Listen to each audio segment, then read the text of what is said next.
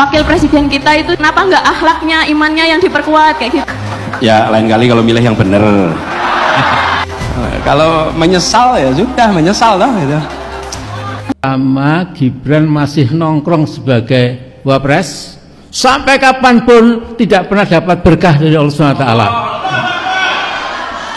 Hanya akan menimbulkan petaka lebih lama lagi. Kalian udah dengar berita terbaru dari Anies Baswedan? Dia menderita sakit keras dan sekarang sedang mendapat perawatan di rumah sakit. Tahu kalian gara-gara apa? Gara-gara nonton acara. Bapak provokator kembali berulah. Bapak provokator ini mengajak para mahasiswa menagih janji presiden. Loh, janjinya sendiri waktu jadi gubernur Jakarta tidak terselesaikan. Laksanakan semua janji. Kalau kemarin pemerintah berjanji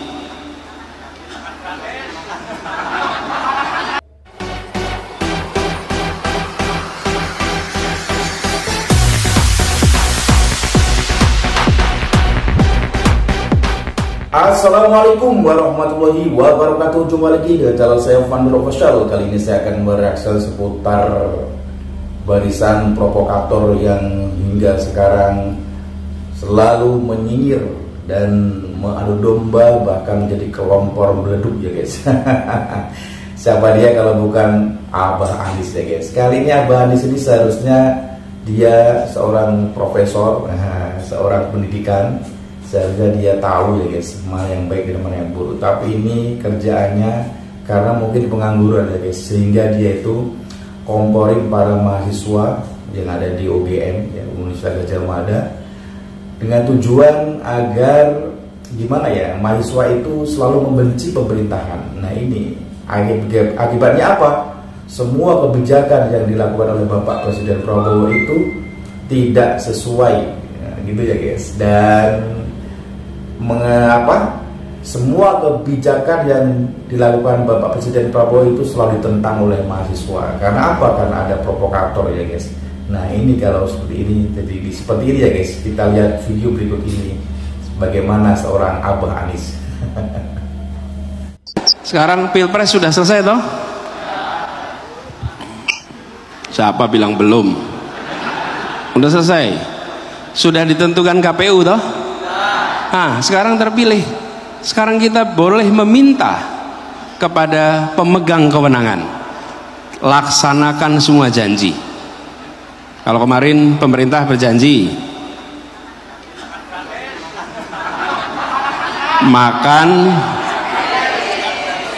makan bergizi gratis, maka harus laksanakan SD, SMP, SMA.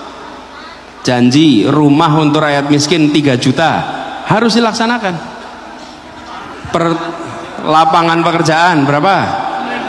19 juta harus dilaksanakan. Bangun fakultas kedokteran 300 harus dilaksanakan.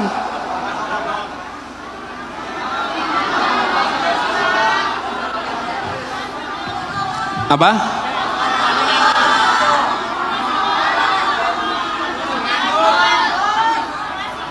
Masih nganggur.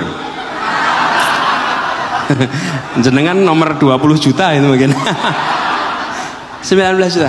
Jadi kita sekarang harus kembalikan mulai dengan apa? Meminta semua janji dilaksanakan, meminta semua janji ditunaikan. Yang namanya janji adalah harus tunai.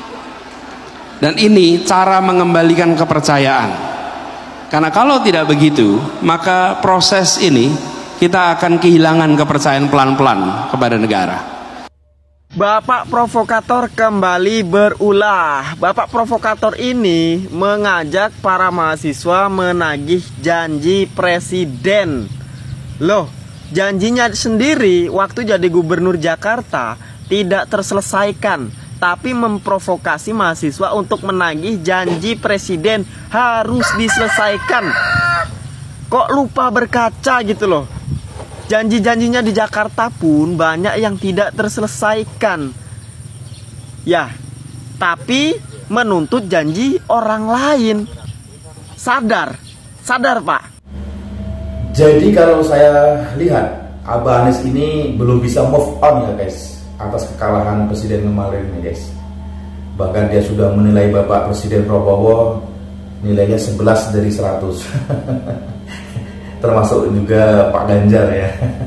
Menilai Pak Prabowo dengan nilai 5. Wah, ini sangat sadis sekali ya guys. Jadi terlalu rendah gitu ya guys. Seolah-olah bahwa presiden kita Pak Prabowo itu dihina dengan angka nilai 11 dari 100. Padahal dia sendiri sekarang jadi pengangguran ya guys. Kerjaannya apa? Ya kerjaannya jadi kompor duduk.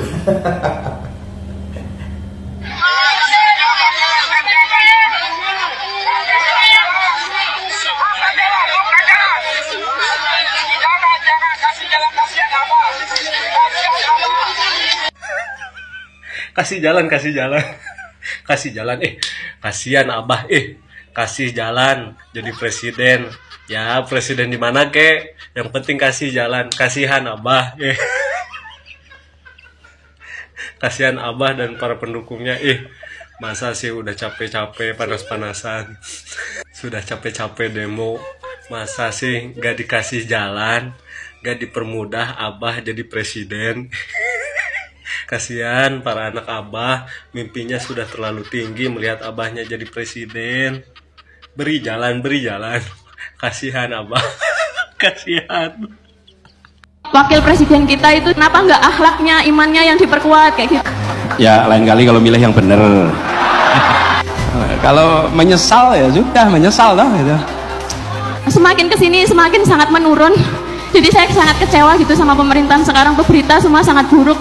Wakil presiden kita itu juga sudah mempromosikan ke sekolah-sekolah untuk merawat diri, kecantikan kayak gitu. Kenapa nggak akhlaknya, imannya yang diperkuat kayak gitu? Kayak saya itu kayak ngerasa sedih banget. Kenapa ya kok jadi menurun kayak gini gitu? Kenapa ya kita itu kayak kenapa duniawi terus gitu sekarang itu? Kenapa nggak malah agamanya kita, ekonominya kita, semua yang dari bawah itu kita angkat gitu loh Pak, sama-sama gitu. Ya saya sebenarnya dari keluarga yang mampu, orang tua saya nggak kesusahan, tapi saya melihat di bawah itu banyak yang ngemis, banyak yang minta-minta, itu kayak rasanya ya Allah sakit sekali gitu Pak. Ya lain kali kalau milih yang bener. Iya. Jadi Abah Anies ini tidak punya panggung ya guys. Temannya siapa? Temannya Amin Rais, Mbah Amin. Ini Mbah Amin juga dia nggak mau kalah saing dengan Abah Anies ya guys. Dia juga selalu jadi sengkuni ya guys. Dia itu yang dibenci kepemimpinan pemerintahan, apalagi dengan Jokowi dan keluarganya ya guys. Abah Amin Rais. Abah Amin Rais, Mbah Amin. Sudah tua Mbah ya. Jangan ya Mbah ya, jangan suka jadi kompor Mbah. Ini bahaya sekali ya. Seperti yang dia katakan sekarang ini. Coba kita dengarkan dari Mbah Amin yang suka jadi sengkuni. Mudah-mudahan sampai kepada Pak Prabowo, selama Gibran masih nongkrong sebagai wapres, sampai kapanpun tidak pernah dapat berkah dari Allah SWT. Hanya akan menimbulkan petaka lebih lama lagi ya. Nah jadi kita minta atas nama kita semua, tolong diperhatikan Pak Prabowo. Jadi kalau bisa 3 bulan setelah ini itu segera diganti, lupakan sama sekali ya. Dan kedua, Mas Prabowo juga harus menekan kepada Bapaknya Hufafa, ente Pak Mulyono, jangan lagi mencawe-cawe terhadap kebijakan saya ya. Kalau dilakukan insya Allah yang diidealisasi, digambarkan secara ideal oleh Pak Prabowo itu pelan-pelan jadi kenyataan. Seharusnya kita bangga ya guys, karena memiliki presiden seperti Pak Prabowo Gibran. Nah, wakilnya Gibran itu masih muda ya guys. Dia cekatan, dia memang nggak banyak bicara, tapi dia kerja keras ya, kerja nyata ya guys. Jadi kayaknya kelemar-kelemar, tapi memang otaknya super gitu ya guys. Jadi kalian jangan menilai orang itu dari penampilan, tapi saya yakin Wapres masih muda, ini justru giat bekerja ya guys. Gitu ya, jangan seperti Rocky Gerung yang sukanya jadi kompor juga itu ya. Nah, jadi 3 CS, 3 serangkai, Abah Anies, kemudian Mbah Amin, Rocky Gerung ini sama-sama ini. Kalau intrek katanya profesor, tapi kok pikirannya kotor. Suka fitnah, suka hujat sana sini, bahkan jadi sembunyi. Kemudian pertanyaan kedua dari Bintang, 5 tahun itu lama. Masa sih lama? Lama ya 5 tahun. 5 tahun lama. Kalau disebut sekarang itu sudah 6 bulan masa pemerintahan, artinya sudah berjalan 10%. Kan separuh, setengah tahun. Dari 5 tahun, udah 10% nih jalan. Nah, apa yang kemudian bisa kita kerjakan? Teman-teman sekalian, yang bisa dikerjakan adalah kita menginginkan agar pemerintah melaksanakan semua janjinya. Jadi kita ingin pemerintah itu sukses melaksanakan janjinya. Apa janjinya? 19 juta lapangan pekerjaan, pertumbuhan 8%, rumah untuk miskin, orang yang miskin 3 juta unit. Betul kan? Kemudian makan bergizi untuk seluruh siswa SD, SMP, SMA.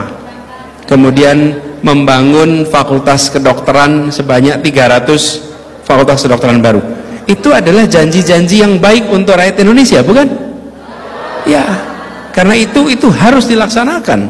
Dan menurut saya kita semua harus mendukung itu bisa terlaksana. Yuk laksanakan. 8% pertumbuhan, 19 juta lapangan pekerjaan, 3 juta rumah rakyat miskin, itu semua dikerjakan. Nah, jadi sebagai mahasiswa bantu memonitor, bantu itu terlaksana belum? Sudah berjalan 6 bulan, berapa rumah yang sudah dibangun, makanan bergizi, bagaimana progresnya. Jadi bukan menanti dan menunggu, tapi menanti dan menuntut pelaksanaan. Okay? Halo guys, kalian mau tahu kabar daripada Abah Anies? Kabarnya dia sakit ya guys. Sakit apa? Yuk kita tonton video berikut ini. Kalian udah dengar berita terbaru dari Anies Baswedan? Dia menderita sakit keras dan sekarang sedang mendapat perawatan di rumah sakit. Tahu kalian gara-gara apa? Gara-gara nonton acara ini. Sakit kali hati. Jadi sekarang dia dirawat di rumah sakit karena apa? Karena dia menderita gangguan hati. Kayak mana gak terganggu hatinya ditengoknya orang itu? Karena dia sempat berangan-angan dan juga dia sempat membayangkan kalau sempat aku kian jadi presiden, aku kian yang memimpin upacara tersebut. Tapi apalah daya, semua mimpiku sirna. Asa dan harapanku ternyata tak bisa menjadi nyata. Semuanya sia-sia. Oh, ku tak berdaya. Tahu enggak kalian, jujur aja ku bilang, ya kan? Di tempat kami ini banyak orang gara-gara nggak masuk polisi gila. Gila. Udah berharap dia mungkin kan, udah latihan dia. Woi, jogging tiap sore. Ada waktunya berenang. Begitu tes gagal, nggak nunggu 1 bulan gila. Karena apa? Karena dia berpikir bahwasanya satu-satunya jalan mencapai kesuksesan itu cuma polisi. Padahal kan banyak jalan menuju Roma. Itu dia, tapi aku jujur aja ku bilang, ya kan, ku disclaimer dulu. Kalau Bapak Anies Baswedan itu ternyata dalam keadaan sehat. Itu bercandanya itu, ya kan? Kenapa beliau dalam keadaan sehat? Ternyata Bapak Anies Baswedan tidak nonton acara ini. Makanya dia tetap sehat. Kalau sempat dia nonton, terganggu hatinya. Dan tahu enggak kalian, ternyata bukan dia satu-satunya orang yang nggak nonton acara tersebut. Refli Harun nggak nonton, Amin Rais juga nggak nonton. Kurasa Bapak Ibu Megawati pun juga nggak nonton itu. Karena apa? Karena orang yang mereka hina selama ini, orang yang mereka remehkan selama ini, orang yang mereka fitnah selama ini, ya ternyata hidupnya dimuliakan. Yang mereka bilang belimbing sayur, mereka bilang anak haram konstitusi, yang mereka bilang dia itu asam sulfat, yang dia katakan dia itu adalah supir truk ugal-ugalan. Ternyata apa? Ternyata dia saat ini mendapat tempat yang termulia di tengah-tengah bangsa ini. Coba bayangkan kalian, apa nggak sakit hati Roy Suryo ngelihatnya itu? Nggak tahu aku dendam apa Roy Suryo sama kawan ini? Asik fufufaf aja terus. Sampai dibawanya ke DPD kemarin itu, dan DPD komplain. Apa dibilang? Setelah mereka pulang, acara selesai, kami dikasih bingkisan. Nah bingkisan itu kami nggak tahu, diajak foto-foto. Rupanya isinya apa namanya, ada tulisan apa baju, ada tulisan adili Jokowi. Dan kami pun terkejut. Dari Jokowi apa yang mau diadili? Menjebak. Ya, Roy Suryo, kau tengok dulu sama matamu itu. Inilah orang yang mau kau jatuhkan harga dirinya. Ternyata apa? 100 kali lipat lebih mulia dari hidupmu. Coba bayangkan kalian dulu. Dia ini sekarang ya posisinya adalah menggantikan Bapak Presiden yang tidak dapat hadir. Artinya apa?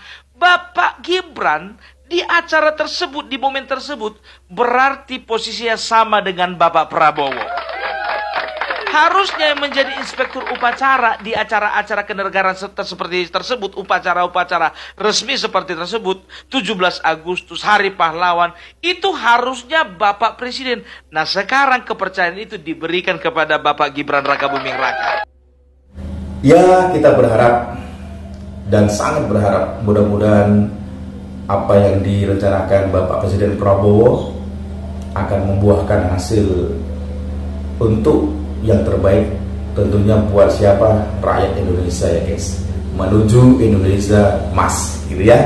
Kita doakan saja semoga di bawah kepemimpinan Bapak Prabowo dan Mas Gibran ini Indonesia makin lebih baik. Silahkan biarkan anjing menggonggong ya. Silahkan menggonggonglah sekuatmu, tapi buktikan ya Pak Presiden Prabowo, jangan sampai Indonesia ini gelap yang didudukan pada orang-orang yang sakit hati. Oke? Kita doakan saja, tetap semangat selalu pokoknya. Sanggup kalian membayangkannya itu? Pembenci. Nggak sanggup. Makanya kalau dibilang Refli Harun, lihat aja nanti 2 tahun pemerintahan Bapak Prabowo akan beralihnya itu nanti sama Gibran. Nggak nyampe 2 tahun, nggak nyampe juga 2 bulan. Belum ada sebulan, Bapak Prabowo memberikan sesuatu kepercayaan yang sangat mulia kepada Bapak Gibran. Itu. Ada pula kemarin itu dari yang yang demo 411 itu, hati-hati nanti kalau menurut kami nanti Bapak Prabowo diracuni. Bebekawi itu muncung kau. Diracuni kan kurang ajar fitnah kayak gitu. Kalau ku bilang si botak itu pakai kacamata tangkap. Ya, makanya ku bilang sama kalian ya, inilah pemimpin yang bisa dikatakan menjadi harapan bangsa ke depannya. Ya, perlu ku kasih tahu sama kalian. Makanya kalian baca sejarah. Gibran Rakabuming Raka, kalau dari urutan presiden dan wakil presiden, posisi presiden dan wakil presiden, mulai dari Presiden Soekarno sampai sampai Presiden Bapak Prabowo Subianto dan juga wakilnya Gibran Rakabuming Raka, beliau itu adalah orang termuda yang pernah memimpin bangsa ini. Tahu kalian umurnya berapa? Kelahiran tahun 1987, itu artinya umurnya masih 37 tahun. Roy Suryo, kau udah jadi apa umur 37? Udah jadi apa? Aku nggak tahu kenapa. Apa kali suntuk kali aku ngeliat kawan ini yang satu ini. Betul. Ya. Nah ini biar ku terangkan dulu sama kalian satu-satu. Mulai dari Bapak Soekarno, presiden pertama. Bapak Soekarno Berikut juga wakilnya Muhammad Hatta. Bapak Soekarno menjadi presiden umur 44 tahun dan wakilnya umur 43 tahun. Presiden kedua